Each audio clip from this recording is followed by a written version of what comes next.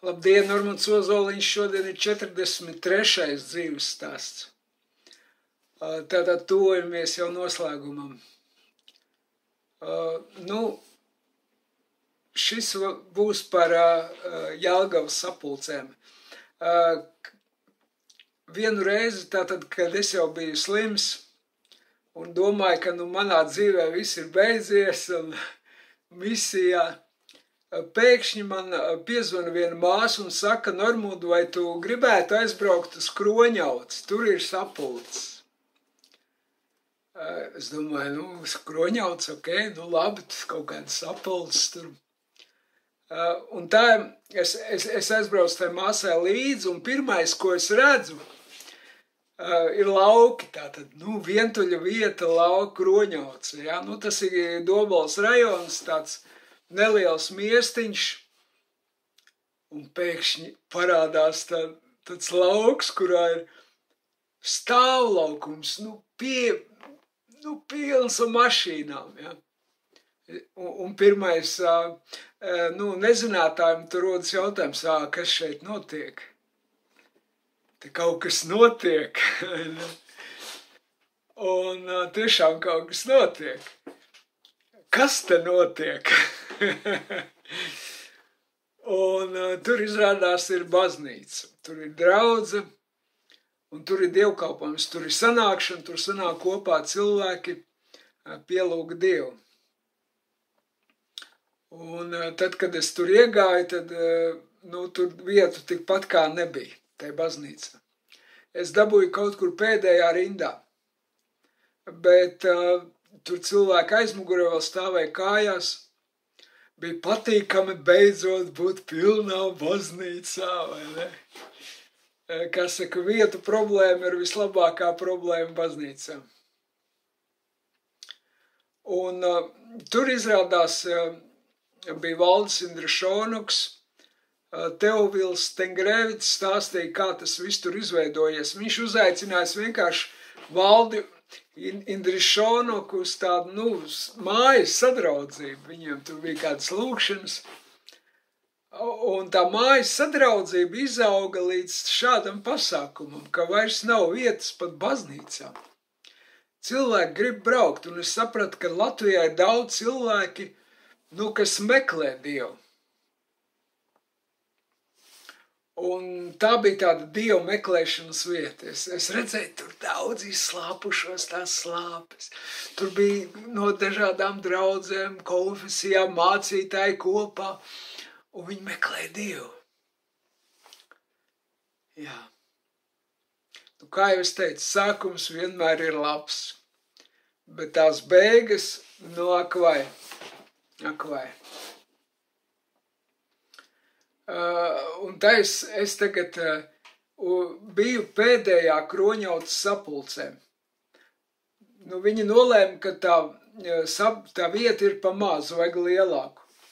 Un mācītājs Juris Puriņš Jelgavā piedāvāja savas telpas, viņam bija daudz lielāks. Viņam bija neliela draudze, bet lielas telpas. Kroņaucē bija liela draudze, bet nelielas telpas. Un tādēļ nolēma Teofils tur atjaunot, rekonstruēt Jurim Puriņam Jelgavā to namu, lai būtu lielāks telpas vairāk cilvēkiem. Un tur beigās Jelgavā Dobeles šosejā 100 pie Jura Puriņa. Tur, draudze Kristus mācekļi. Un tur beigās sapulcējās 500 vairāk cilvēku. Es atceros, Teofils teica, es te sanesu 500 krēslus, 500. Un visi tie krēsli bija aizņemti. Un interesanti, kad tajā Kroņaucē, tur es satiku Teofila mammu, Ventu un Egils Tengrēvičs un tēti arī. Tātad šī ģimene bija man tāda, garīgie balsti Saldū, kad es biju mācītājs. Viņi bija pentekostāli mācītāji paši Brocēnos, Bet mēs tā kopā turējāmies, mēs lūdzām, mēs nācām kopā, un viņi bija tādi man kā tādi garīgie vecāki. Un tāds tiešām balss. Un es viņu satiku pēc daudziem gadiem tagad Kroņaucē. Viņi teica, Normun, tas ir tu, ja tagad, ja mēs uz ielas tev satiku, droši, ka nepazītu. Jā. Nu tā viss notiek, un mēs satikāmies atkal. Un tādā pasākumā, svētīgā pasākumā, kur cilvēki nāk meklēt Dievu, tas bija viņu pasākums. Nu, ziniet, kā jau man vienmēr, es uzprasos uz nepatikšanām, jā. Es sākumā domāju, es jau atkal paliekšu malā, es jau neko. Bet te jau nu bija. Izrādās Teofils saka, es tev braukšu pakaļ uz Dobalu. Es tev vedīšu uz Jelgavu. Es domāju, kāpēc viņš man brauc pakaļ? Kāpēc viņš man grib? Es esmu invalīds, saprotiet, nu, ir tāda, kas knapi kustās. Nu, jā, viņš man brauca pakaļ un veda man uz Jelgavas sapulcēm. Bet, ziniet, Dievs man tur bija sūtījis. Dievs bija sūtījis pārbaudīt. Tā bija vieta atkal, nu, kuru pārbaudīt, vai viņa derīga atmodē vai nav. Un tā problēma tur bija, ka tā vieta beigās izrādījās nederīga atmodē. Un es visu laiku, man bija vīzija, saprotiet, man bija vīzija par atmodu un par lūkšanām, par to, ka Dievs grib vizitēt šo vietu, ka Dievs grib apmierināt šo cilvēku slāpes. Bet likās, ka viņi tie nesaprot, tie cilvēki, par ko es runāju. Nu, it kā saprot, bet te pašā laikā nesaprot. Un viss tā, un es tur pravietoju, es biju ielicis tik daudz visādu video un vēstījumu, ja, par to, ko Dievs ir teicis par šo vietu. Ka šeit būs tādi mācītāji, kuri, nu, gribēs izmantot šo vietu, lai bīdītu savu kalpošanu. Lai kaut kā parādītu, cik viņi svarīgi, ja, kaut gan viņu kalpošana, nu, nav nekāda svarīga, viņi klibo viņu kalpošanu, tur kaut kas nepareiz tajā kalpošanā. Bet šī, redziet, te ir daudz cilvēku, ja? Un interesanti, ka šī vieta, tie cilvēki sapulcējās bez nekādas reklāmas. Man pat teica, nu, kā jūs zinat, kurā dienā tur pulcēties un tā? Saku, es nezinu, mēs te kaut kā Facebookā un kur, kaut kādos sociālos mēdījos apmainās ar informāciju, visi kaut kā zina, kaut kā uzzina. Un visi brauc uz turieni, ja? Un, ja tu gribēji kādu satikt, tad brauc uz Jelgavas sapulcēm, tur tu satiksi, ja? Un interesanti, tur bija visādi cilvēki sabrauc kopā. Es saku, kaut kur 500 cilvēku mēs bieži vien bijām. Bet kā tas viss beidzās, bija tas, ka Teofils uzticēja to galveno daļu tādam mācītājam Alanam, kurš bija labklājības sludinātājs. Un tad, kad viņš uzsāka sludināt, viņš sludināja vairāk kā stundu, ja. Saprotiet, tur bija, tas bija lūkšana un liecību vakars, kur cilvēki varēja liecināt, nu, minūtes 5, nu, maksimums. Bet viņam bija vairāk kā stunda. Un es, tad, kad viņš sludināja, ja, tad man vienkārši gars bija nomākts un nospiests un bēdīgs. Es sapratu, ka tas nav no Dieva, ko viņš tur saka. Kad redzi, ja tev tur ir, tu esi nabadzība, ja tev ir slimība, tad kaut kas nav kārtībā ar Dievu tavā dzīve, tev nav kaut kas kārtībā ar Dievu. Nu, man, protams, es biju paralizēts, man, nu, pēc viņa teiktā, man točna nav kaut kas kārtībā ar Dievu. Bet, un tad es redzēju, ka tur cilvēki iziet uz aizlūkšanu priekšā. Viņš tur aizlūdz par viņiem. Un viņi tādu paši atnāk atpakaļ, ja, slimi, kādu viņi izgājuši. Un nekas tur nav, nekādas dziedināšanas tur nenotiek, ja. Viss tas ir fakes, kaut kāds fakes tur notiek. cilvēku dalīšana, tiesāšana, veselos, neveselos, svētītos, nesvētītos, tie, kas ir ar Dievu, kas nav ar Dievu, kuriem ir Dievs labpatika un kuriem nav Dieva labpatika, ja? Nu, saprotiet,